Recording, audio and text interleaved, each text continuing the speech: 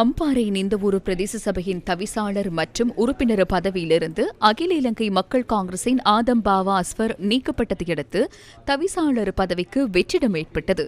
இதனையடுத்து நிந்தவூர் பிரதேச சபைக்கு புதிய தவிசாளரை தெரிவு செய்யும் கூட்டம் கிழக்கு மாகாண உள்ளூராட்சி சபைகளின் ஆணையாளர் ALM அஸ்மி தலைமையில் 2 தடவைகள் நடத்தப்பட்டதுடன் போதிய கோரமின்மையால் கூட்டத்தை ஒத்திவைக்க நடவடிக்கை எடுக்கப்பட்டது.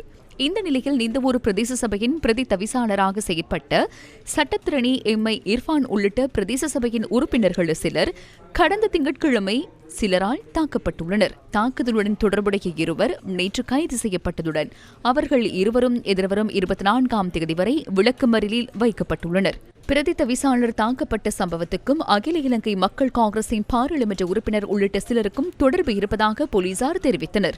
இதற்கமைய அவர்களை கைது செய்வதற்கான விசாரணைகளும் முன்னெடுக்கப்பட்டுள்ளதாக போலீசார் கூறினர். இதேவேளை போதிய கோரமின்மையால் 2 தடவைகள் ஒத்திவைக்கப்பட்ட நிந்தவூர் பிரதேச சபைக்கு புதிய தவிசாளரை நியமிப்பது தொடர்பில் விடயத்துடன் தொடர்புடைய அமைச்சின் செயலாளருக்கு அறிவிக்கப்பட்டுள்ளது. நிந்தவூர் பிரதேச சபையில் 13 உறுப்பினர்கள் அங்கம் வகிக்கின்றமை குறிப்பிடத்தக்கதாகும்.